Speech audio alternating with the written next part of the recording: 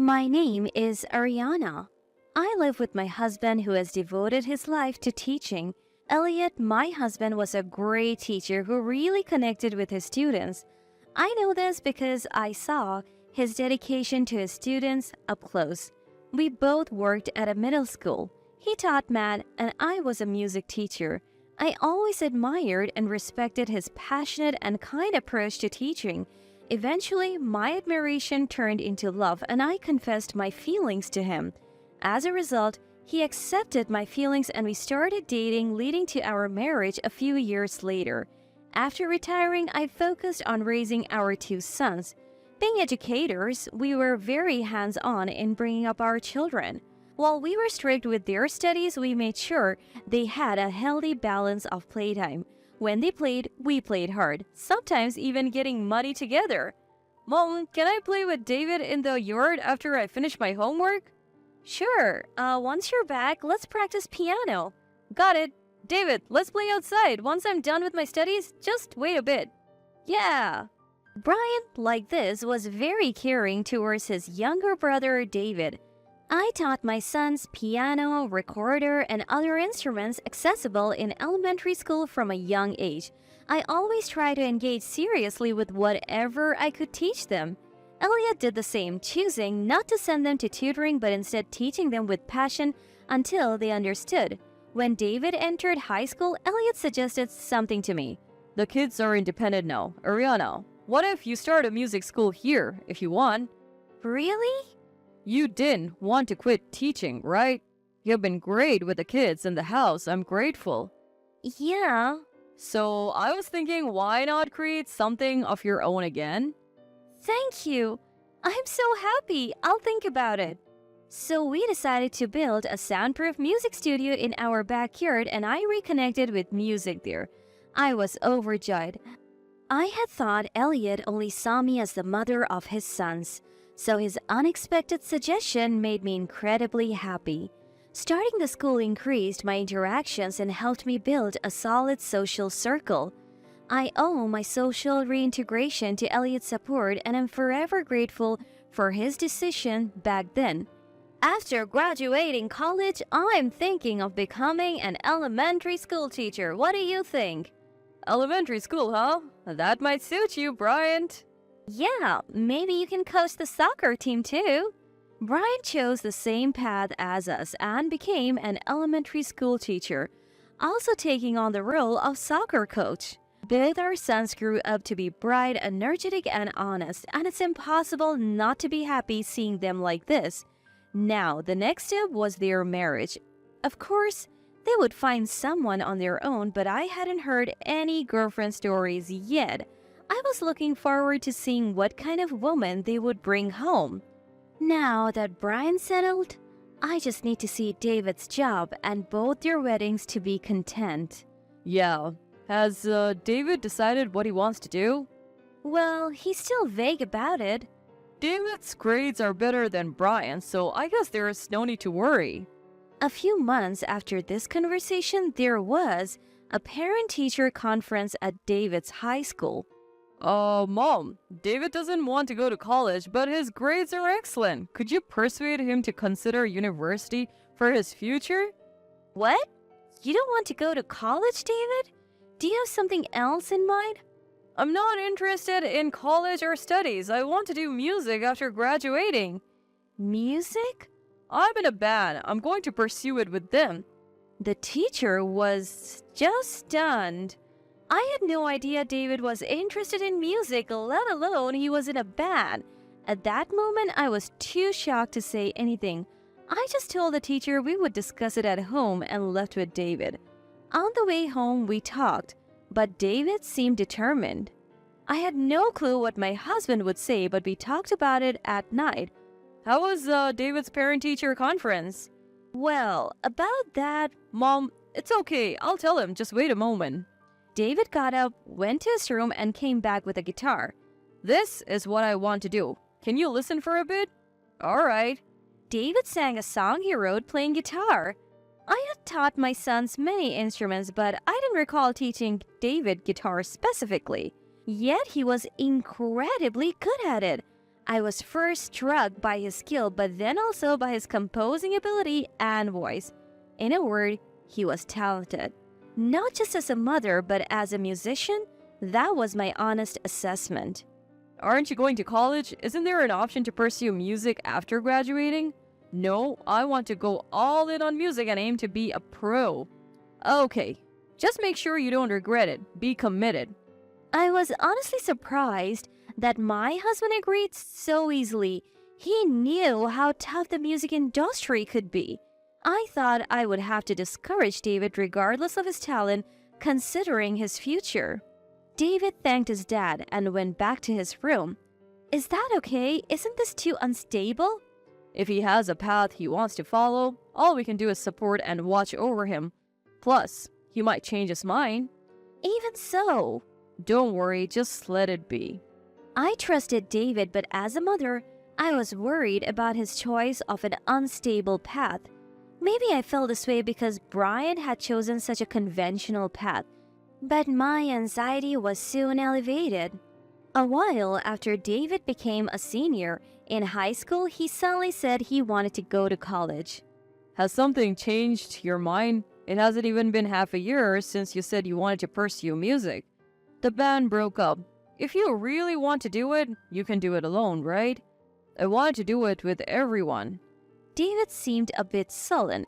Apparently, some band members were considering college in other regions, and others were planning to work instead, leading to the band's dissolution. So David went to college.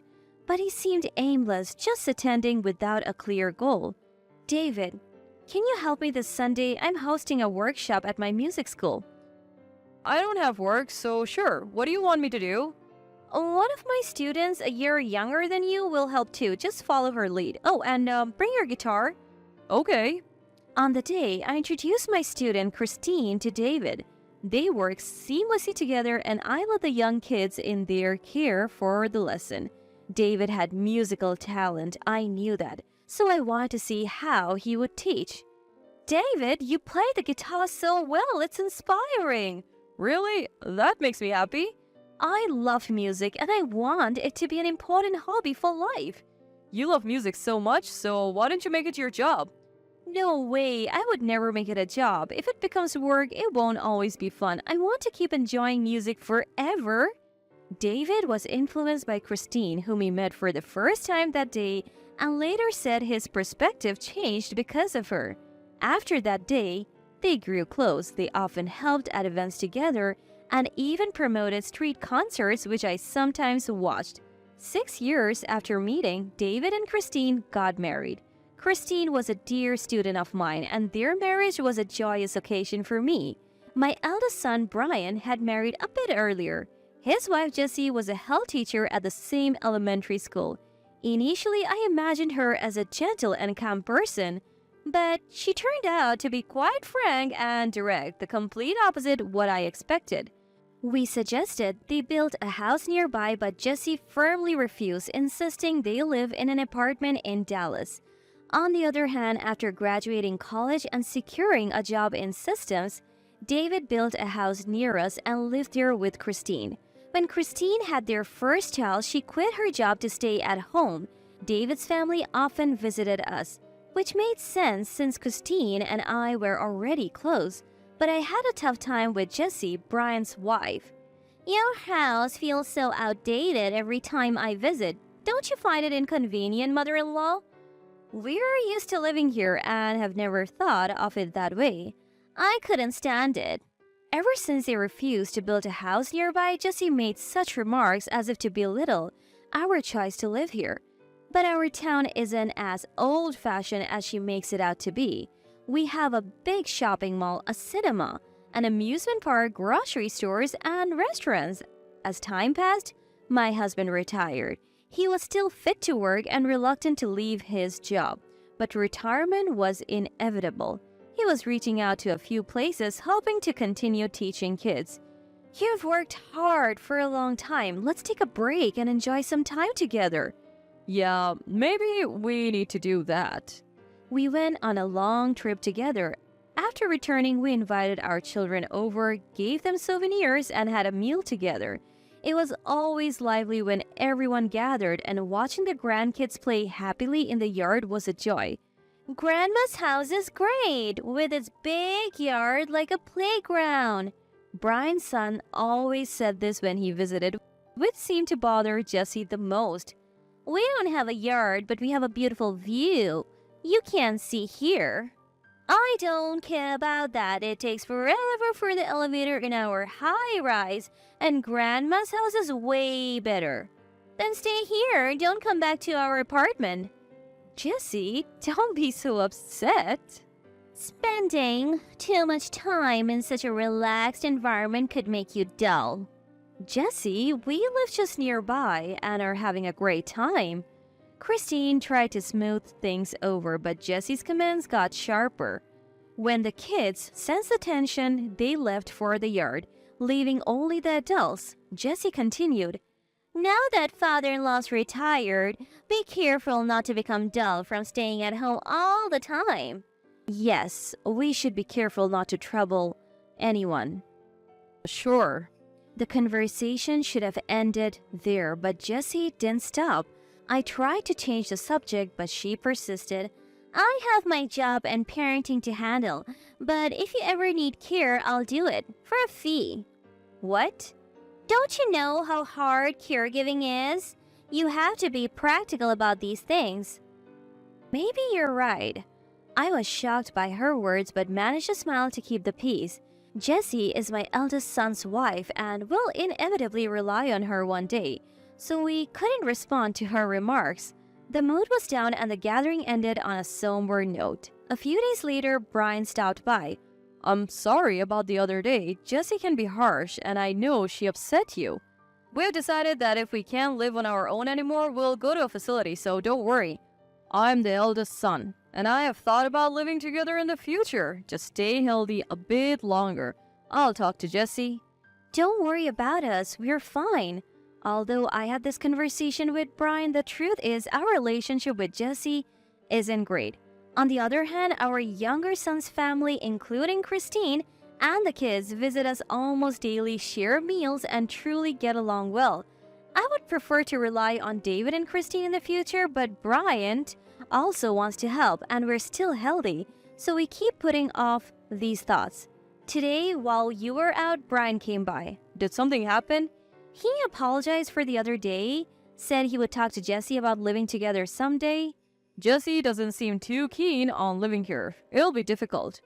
We were content with our peaceful life together, enjoying the increased time since my husband's retirement.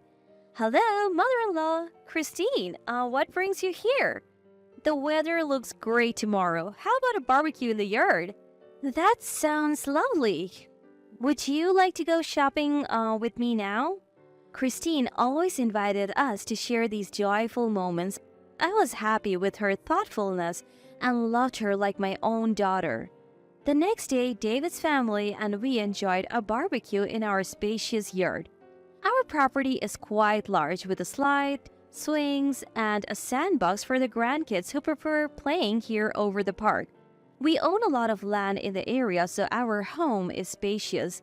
That's why we encouraged our son to build their homes nearby. We also own several apartments generating rental income and even lease out fields for baseball and tennis. My husband didn't need to work, but he loved teaching.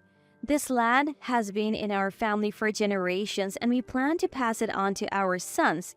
Jessie doesn't seem interested in living here, and my husband sometimes discusses selling the land and dividing the proceeds. Thank you for today, mother-in-law. It must be tiring with all the noise, right? Not at all. We're happy when it's lively, and we're grateful you always visit. I'm glad to hear that. Actually, I'm planning another event at the school soon. Could I ask for David's help again? And I'm thinking of retiring as a school's teacher. After this event, I was thinking of leaving the classroom. It was also due to my age and the fact that my husband had retired from work. What? Why? This will be my last event, and I was hoping, Christine, would you like to take over the school and students? Me? I don't think I can.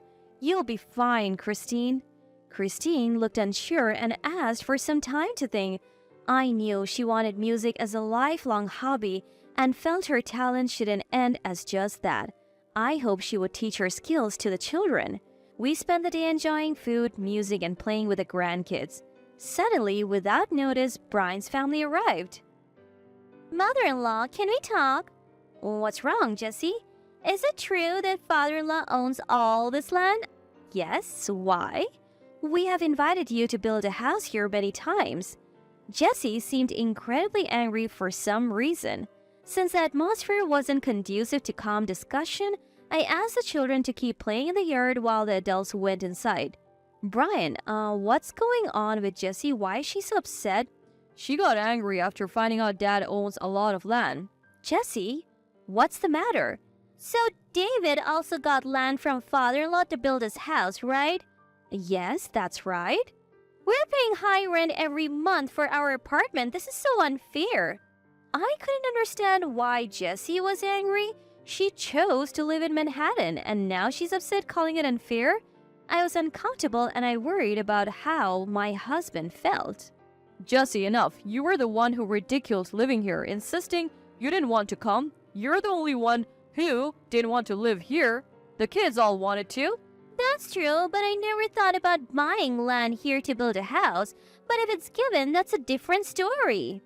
Jessie, it seems there was a misunderstanding. I'm sorry you felt bad about it.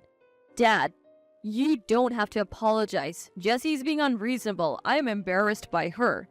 My husband calmly told Jessie that she doesn't have to live here if she doesn't want to, and after we're gone, all the land and apartments we own will be divided between Brian and David. So there's nothing to worry about. Everyone calmed down a bit after hearing my husband speak. I understand. Jessie, you're part of my family. You can't behave like this. Apologize to everyone. Why do I have to be the one who's angry? I don't get it. Jessie seemed unconvinced and I didn't know what to say. Then Brian made a bold statement. Jessie, I'm going to live here with the kids. What? If you want to stay there, live there by yourself. What are you saying? I don't want to live with a wife who doesn't care about my family. Your attitude is a bad influence on the kids. Jessie was visibly shaken by Brian's words. She stayed silent, looking down. David and Christine didn't intervene, feeling the tension. Jessie, I'm sorry it came to this because of us. I would consider a divorce depending on how Jessie thinks. Brian, that's too much. I'm going home. Sorry for ruining the gathering. Jessie left without making eye contact, but Christine followed her. Christine gave us a look and ran. Jessie, wait. You haven't really faced father-in-law and mother-in-law, have you? What do you mean?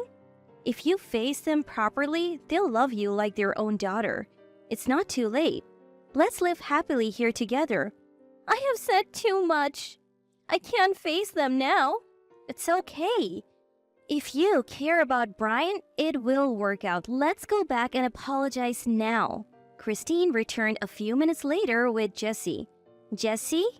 Jessie closed her eyes, took a deep breath, and faced us. Father-in-law, mother-in-law, Brian, I'm sorry. It's okay, Jessie. Lift your head. I have always been concerned about what my mom friends and colleagues would think about moving to Dallas. That's why I avoided coming here. Jessie apologized to us and bowed to Brian, asking him not to mention divorce. She reflected on her actions, influenced by work and life elsewhere, and asked to live with us, causing me to feel unsettled. After Brian brought up divorce and Christine persuaded her, Jessie seemed to reconsider her behavior.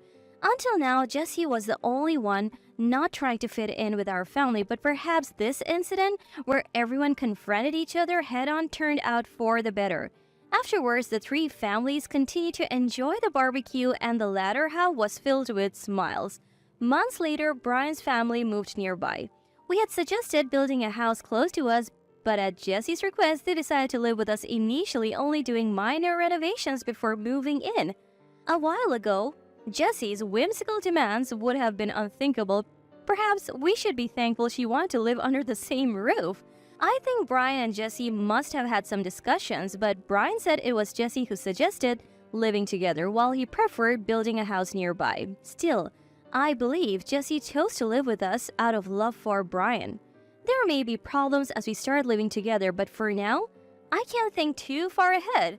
My lovely son and his family. I genuinely want to embrace and cherish my entire family.